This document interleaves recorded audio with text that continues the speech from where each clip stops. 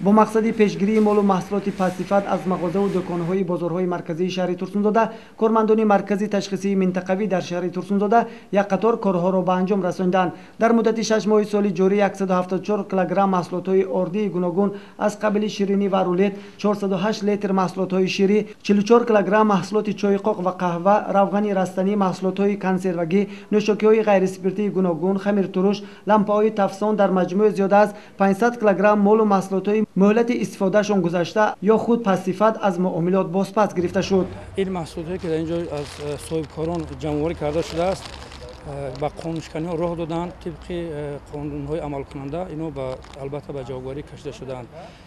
قانون جمهوری تاجیکستان درباره حمایت حقوق استعمال کنندگان ما وظیفه‌دار هستیم.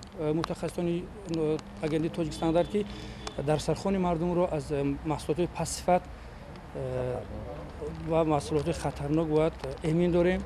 در این جوری محصولات ها از قبیل شین ها، قند ها، شکلات، از مایونز، اجزای شیری، از خندق های خطایی، از رولت، از همینو 480 کیلوگرم جمع‌آوری شده است و 438 لیتر نوشاکی غیر اسپرتی جمع‌آوری شده که اینو با سلامتی انسان خطرناک میباشد.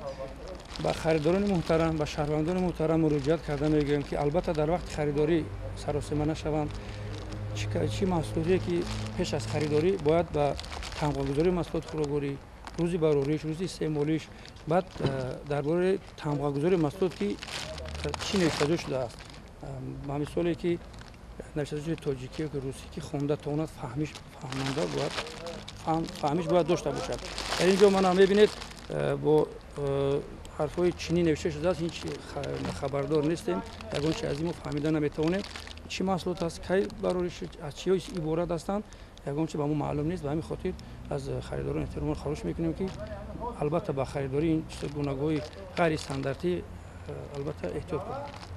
از حساب محصولات پسیفت و مهلت استفادهشان گذشته صاحبکاران به مبلغ 9045 سومانی جریمه بندی کرده شدند. محصولات پسیفت قسماً به فابریکه پرنده پروری نوی شهر نو انتقال داده شده است. برای بلند برداشتن معرفت شهروندان هنگام استعمال این یا آن محصولات خوراک از طرف نمایندگان مرکزی تشخیصی منطقوی کارهای تبلیغاتی و تشویقاتی راه اندازی کرده شده است.